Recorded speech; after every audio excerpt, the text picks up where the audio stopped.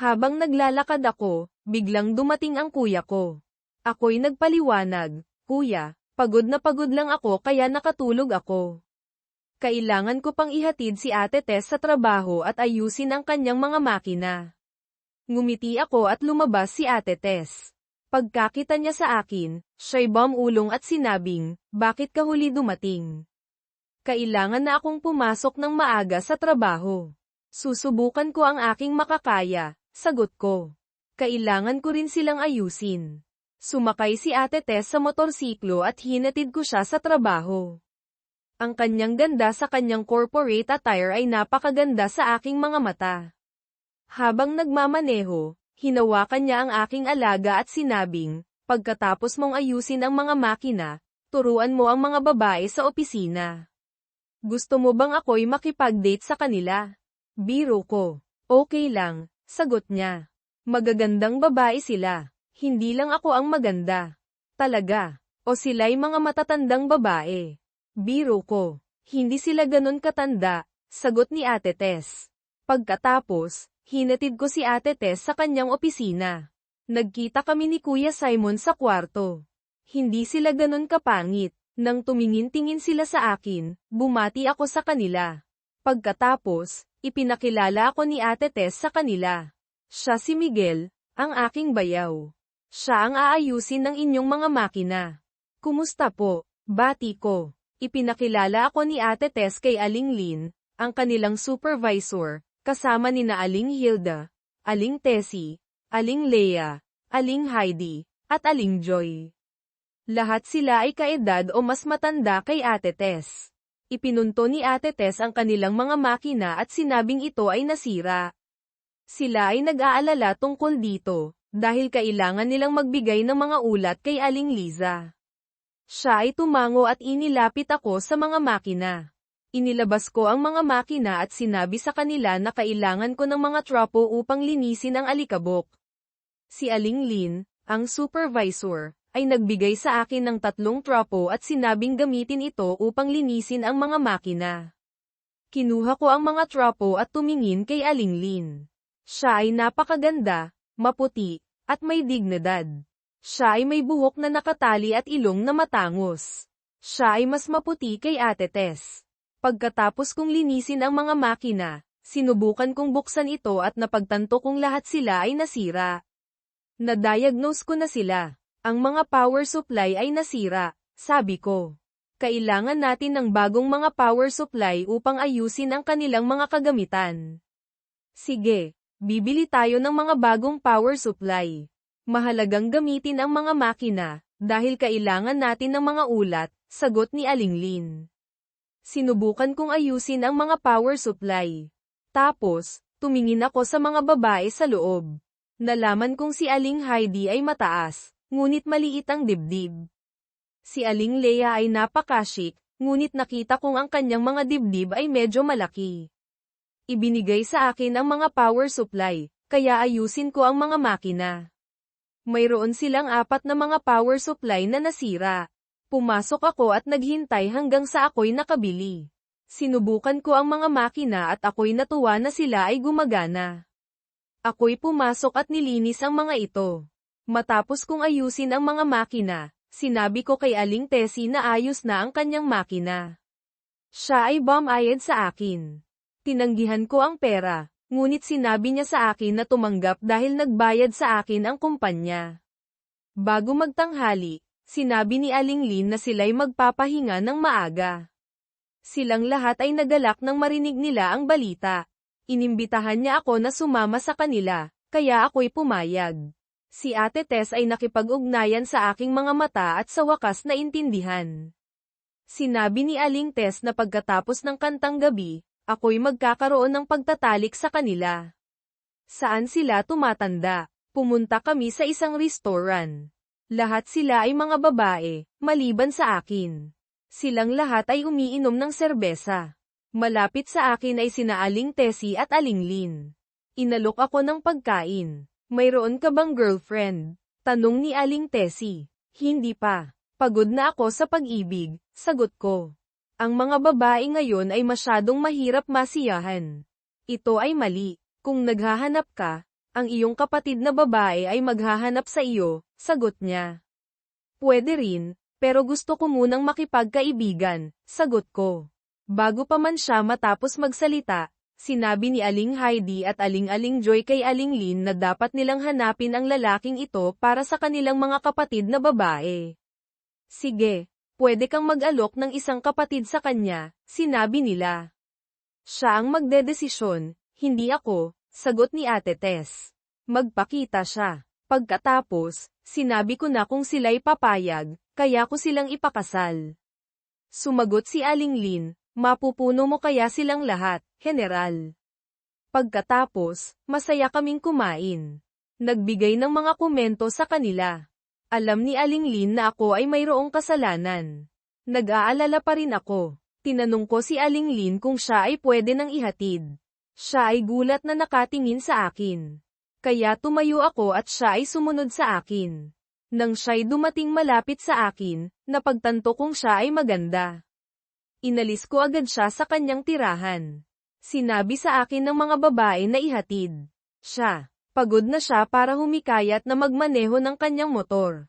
Si Aling Lin ay yamakap sa akin ng mahigpit at ang kanyang malalaking dibdib ay humiwa sa aking likod. Pagdating namin sa kanyang tirahan, sinabi ko na kami naririto na. Ako'y naglakad papunta sa kanyang tirahan. Ang kanyang tirahan ay napakalawak. Nang ako'y pumasok, biglang niya akong hinayla pasulong. Halos hindi ako makahinga dahil sa sobrang lalaki niyang mga suso.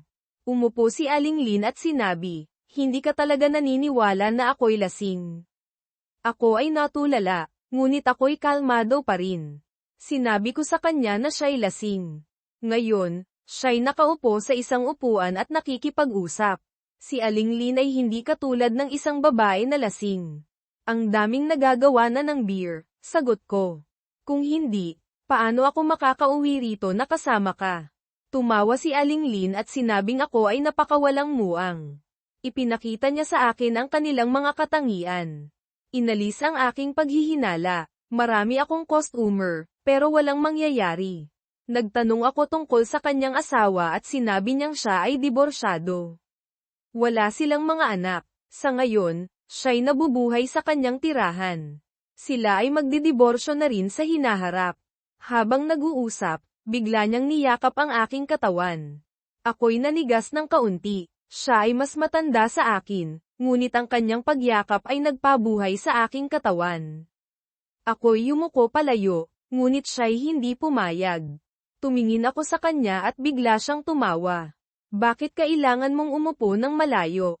Halika, huwag kang matakot, sabi niya. Ako'y nakarelax at sinabi sa aking sarili, kaya ko to. Ako'y nagtanong, paano ka nakipaghiwalay sa iyong asawa? Mayroon akong mga hangarin, ngunit siya'y masyadong mabilis, sagot niya. Siya'y parang tumatakbo. Ito'y parang isang tungkulin. Ito'y nangyayari minsan sa isang buwan. Tumawa lang ako. Sinabi niyang kailangan niyang kumuha ng lalaki para masiyahan sa kanyang mga kinakailangan. Siya'y gumagamit rin ng mga laruan upang masiyahan. Sabi niya na gusto niya ang paggamit ng laruan, ngunit gusto niya rin ang paggamit ng tunay. Pagkatapos niya, sinabi niyang gusto niyang lumapit. Ang pang-amoy niyang babae ay nakakaakit talaga sa akin. Siya ay nagpantasya sa akin. Tumingin siya sa akin at tumawa. Pinagmasdan niya ang aking mga mata. Sinabi kong ang iyong magandang babae ay lumaki ng mabilis. Bigla niya akong hinawakan sa aking mga kagamitan. Ako'y tumigil, pero siya'y malakas. Ang bata ay lumaki ng mabilis. Huwag kang matakot, gusto kitang ipakita, sabi ni Aling Lin. At ako ay umiling. Habang ako'y nakahiga, bigla namang dumating ang aking kuya at pinagalitan ako, ano ba yan? Bakit nakatulog ka? Kailangan mong ihatid si Ate Tess sa trabaho at ayusin ang mga makina. Tumawa ako ng mahina at sumagot, pasensya na, kuya. Pagod lang ako. Umalis na si Kuya Simon at nakita ko si Ate Tess na nagagalit. Bakit ka huli na dumating? Na-late na ako sa trabaho, sabi niya. Kung hindi mo aayusin ang mga makina, ako'y magagalit sa'yo. Susubukan ko ang aking makakaya, sumagot ako. Pagkatapos, sumakay kami sa motorsiklo papuntang opisina ni Ate Tess. Siya ay nakasuot ng itim na dress. Habang nagmamaneho, sinabi sa akin ni Ate Tess, sa susunod, pagkatapos mong ayusin ang mga makina, makipag-date ka sa aking mga kaibigan. Gusto ko na mayroong lalaki na makakaintindi sa kanila. Baka sila'y mga matatandang babae, sagot ko.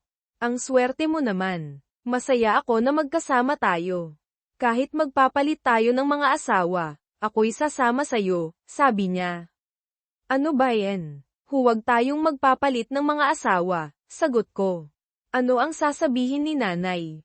Ang importante ay kung tayo'y masaya, sagot niya. Kumusta nga pala si Ate Trina? Okay lang, sagot ko. Alam mo, malaki ang utang na loob ko sa inyong dalawa. Mayroon kang mataas na pagtingin sa kanya, sagot niya. Siya'y malambing at matalino. Mahusay rin siyang magluto sa kama. Huwag kang ganyan, sagot ko. Mas magaling ka naman. Hindi kaya, sagot niya. Alam mo, gusto kong magpalit ng mga asawa, sagot ko. Pero natatakot ako. Okay lang yan. Ako ang bahala, sagot ni Kuya Simon. Kung may problema, ako ang mananagot. Sinabi ni Ate Tess na pupunta na siya sa kanyang trabaho. Ako'y nagmadali na rin para pumunta sa trabaho at ginawa ang aking makakaya. Pagkatapos, ako'y umuwi kasama ang aking mga magulang. Ang aking inay nagtanong, si Ate Trina, kumusta na?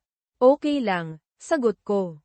Siguraduhin mong ikaw ay nagmamahal sa kanya, sabi niya. Siya'y mapagmahal, matulungin, at mapagkakatiwalaan. Pagkatapos kumain ng hapunan, ako'y gumawa ng tawag sa telepono at napagtanto ko na narito na ang katapusan ng linggo. Nagpasya akong manghuli ng isda kasama ang aking kaibigan, ngunit ako'y nakatanggap ng tawag mula kay Kuya Simon. Pumunta ka dito sa aking bahay, sabi niya. Ano ba yan, Kuya? May plano ako para manghuli ng isda, sumagot ako. Halika na dito, sagot niya. Ako na ang bahala sa lahat. Nagmadali ako papunta sa kanyang tirahan. Kasama ang aking kaibigan. Si Ate Trina ay hindi nagsasayang ng oras sa pagbati sa amin. Pupunta kayo kung saan, tanong niya. Ang panahon ngayon ay maganda. Manghuhuli kami ng isda, sagot ni Kuya Simon. Maaari kang sumama sa amin kung gusto mo. Talaga, tanong niya. Tumawa ako kay Ate Trina. Habang naghahanda kami, siya ay sumali at sinabing masaya na rin siya. Nagmamadali ako sa kanyang ganda. Siya ay gumamit ng manipis na damit, ipinapakita sa akin ang kanyang underwear. Habang naglalakad sa akin, si Kuya Simon ay gumawa ng lihim na pagsasalita. Mayroon akong lihim, bayaw, sagot niya. Gustong magpapalit ng asawa. Iyon ba ay okay sa inyong tatlo? Sumagot ako. Kami hindi kumbinsido na ang aking asawa ay papayag dito, nagpatuloy siya. Ako na ang bahala, sumagot ako. Habang pinapanood, kami nakaupo sa ilalim ng puno at nag-uusap. Habang kami nag-uusap, sinabi sa akin ni Kuya Simon na dapat siyang magtiwala at dapat kaming magtagumpay. Itong bagay, dapat ito'y maging sikreto, dagdag niya. Gusto kong tulungan ka sa aking pagmamahal bilang bayaw. Salamat sa pagtitiwala sa akin, ako'y sumagot. Pagkatapos ay pinuntahan namin ang aking mga kawit. Hinayla ko ang aking linya ng pangingisda at nahuli ko ang isang tilapia. Sabi ni Kuya Simon, ang galing mo. Ikaw ay nagmamana ng magagandang nahuhuli. Sa kabila ng gabi, kami patuloy na nanguhuli ng isda. Habang kami pauwi, ako'y nag-alok na kami manatili at matulog sa kanilang bahay. Gusto kong uminom at matulog sa ibang lugar. Nag-alok ako, na hindi siya papayag na mangyari ito. Habang kami kumakain, sinabi ni Kuya Simon, si Bayaw ay pagod. Pagkatapos, magpahinga tayo rito. Siya ay nag-isip at sumagot, hindi. Mayroon akong mga gamit, magiging problema. Si Kuya Simon sa akin ay naglingkod. Tumanggi sa paanyaya, nagulat siyang narinig ang sinasabi. Sinubukan kong ilihim. Ang totoo ay hindi ako dapat magaling. Habang natapos ako sa pagkain, Lumabas si Ate Trina at kami naglinis ng gabi. Nagpa siya akong magpahinga at kami tumawag sa kanya para magpahinga sa kanilang tirahan. Sabi niya na magiging problema ito dahil ako'y makikita siya at magagalit. Ang importante lang ay hindi alam ng iba, Kuya Simon ang sumagot. Habang ako'y nakahiga, narinig ko sila. Bago pa ako makatulog, nag-uusap sila at humihikbi, nagnanais sa isa't isa. Si Ate Trina ay nakasuot ng gabi. Nagsisindi ng ilaw sa labas. Nakita ko silang naghiwalay sa labas. Pagkatapos, bumalik si Kuya Simon. Sinabi niya na mayroon siyang kailangan. Hindi siya maaaring maghuli. Nagpaalam at umalis. Hindi nagtagal, ako ay nagmadali palabas. Sumunod ako. Ako ay natatakot na sila ay magagalit. Si Ate Trina ay may mali.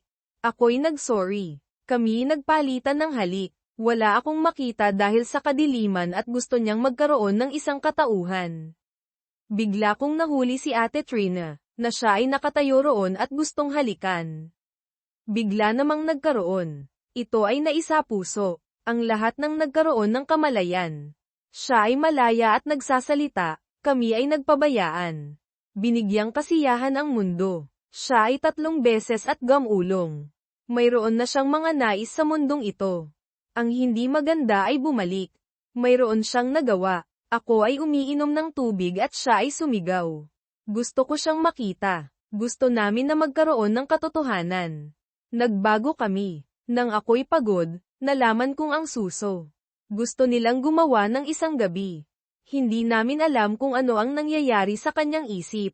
Narinig ko siyang sumisigaw dahil nahuli ko ang lahat.